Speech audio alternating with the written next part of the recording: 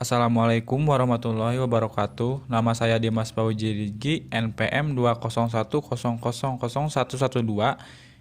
kelas C. Di sini saya akan mempresentasikan tentang tugas hukum perdata.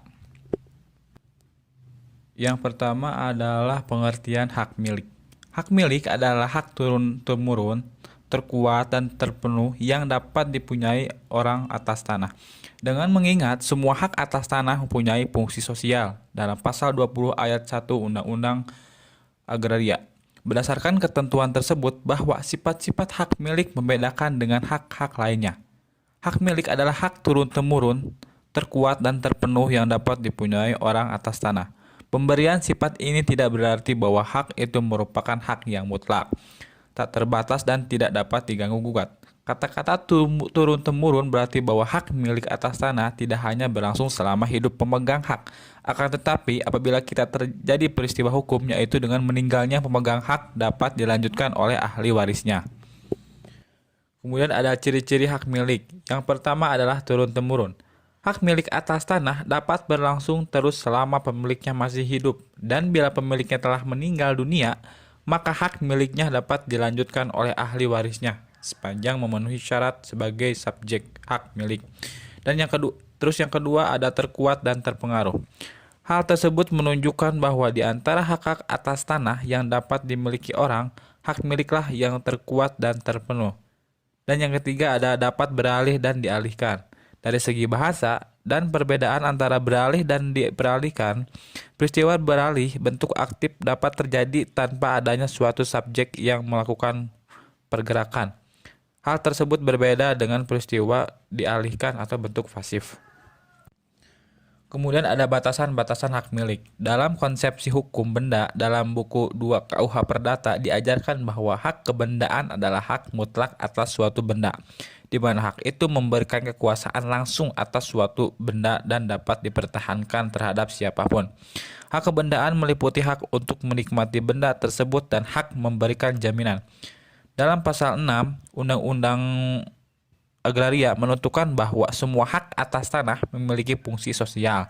Dalam penjelasan diuraikan bahwa bumi, air, dan ruang angkasa dalam wilayah Republik Indonesia yang kemerdekaannya diperjuangkan oleh bangsa sebagai keseluruhan menjadi hak pula dari bangsa Indonesia, jadi tidak semata-mata menjadi hak dari para pemiliknya saja. Juga dijelaskan bahwa hanya permukaan bumi saja yaitu yang disebut tanah yang dapat dihak oleh seseorang. Kemudian gugat mengenai hak milik. Pada hak kebendaan ini, orang mempunyai beragam permintaan atau akte. Jika terdapat gangguan atas haknya, misalnya berwujud penentuan kembali, gugatan untuk menghilangkan terhadap gangguan-gangguan terhadap haknya, gugatan untuk pemulihan ke dalam keadaan semula sebagaimana hak yang dimiliki seorang pemilik dengan melakukan gugatan revediksi berdasarkan pasal 574 BW. Selanjutnya adalah hak milik bersama. Pasal 573 BW menyatakan bahwa membagi sesuatu kebendaan yang menjadi milik lebih dari satu orang harus dilakukan menurut aturan-aturan yang sudah ditentukan tentang pemisahan dan pembagian harta peninggalan.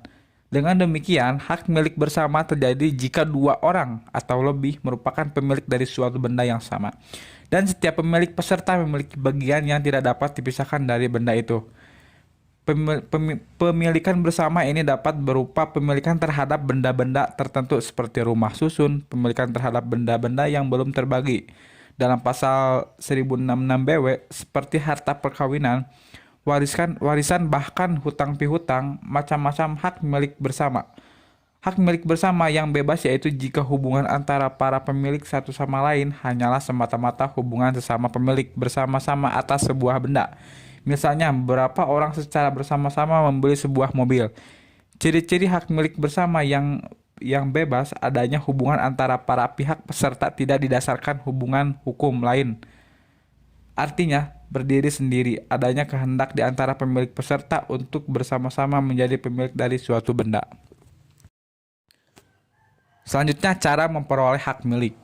Dalam pasal 584 BW dikatakan hak milik atas suatu benda tidak dapat diperoleh dengan cara lain, melainkan dengan pemilikan karena perlekatan. karena daluarsa karena pewarisan baik menurut undang-undang maupun menurut surat wasiat, dan karena penunjukan atau penyerahan berdasar atas suatu peristiwa perdata untuk memindahkan hak milik dilakukan oleh seorang yang berhak berbuat bebas terhadap benda itu. Dari redaksi tersebut di atas kita tahu bahwa pasal tersebut mengatur secara umum cara memperoleh hak milik atas suatu benda. Selanjutnya adalah bezit dan jaminan hukum.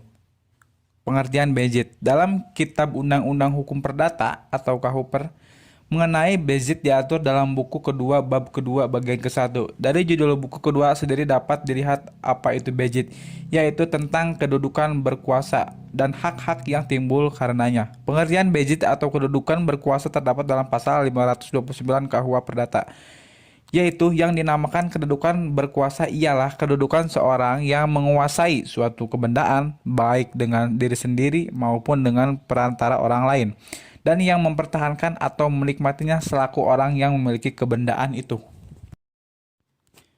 Selanjutnya cara memperoleh bazit. Pada asas bezit dapat diperoleh dengan cara occupation originaire atau asli, yaitu memperoleh bezit tanpa bantuan orang lain yang lebih dahulu membezitnya. Baik benda bergerak maupun tidak bergerak dapat diperoleh dengan cara ini.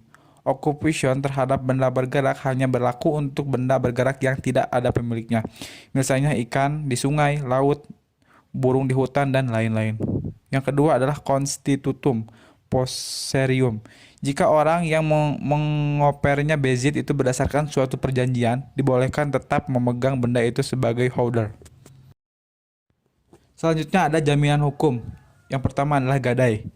Pengertian gadai dapat ditemukan dalam pasal 1150 KUH Perdata yang berbunyi, gadai adalah suatu hak yang diperoleh kreditur atas suatu barang bergerak yang diserahkan kepadanya oleh kreditur atau oleh kuasanya sebagai jaminan atas utangnya, dan yang memberi wewenang kepada kreditur untuk mengambil pelunasan piutang, dan barang itu dapat mendahului kreditur-kreditur lain dengan pengecualian biaya penjualan sebagai pelaksana putusan atas tuntutan mengenai pemilikan atau penguasaan, dan biaya penyelamatan barang itu yang dikeluarkan setelah barang itu sebagai gadai dan yang harus didahulukan.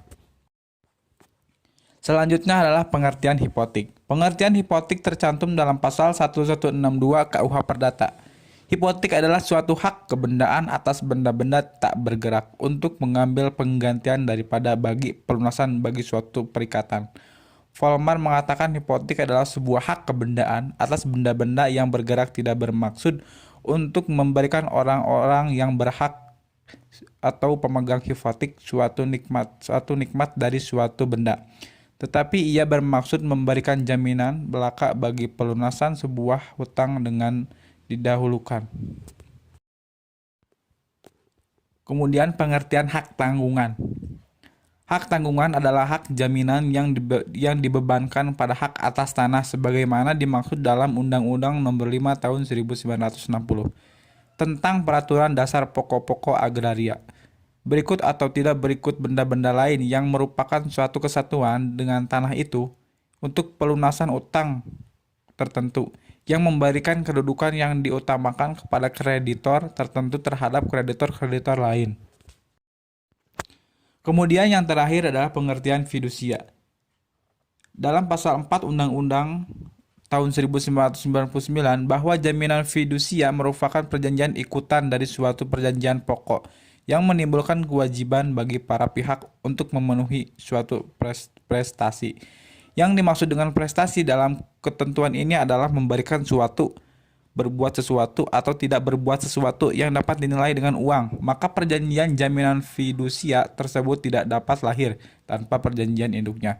Berdasarkan pengertian jaminan fidusia pada pasal 1 angka 2 Undang-Undang tahun 1999, jaminan fidusia digunakan sebagai agunan bagi pelunasan utang tertentu. Sehingga jika tidak ada utang piutang yang harus dilunasi, maka tidak dapat diadakan perjanjian jaminan fidusia. Mungkin itu saja yang bisa saya sampaikan. Wabillahi taufiq wal hidayah. Wassalamualaikum warahmatullahi wabarakatuh.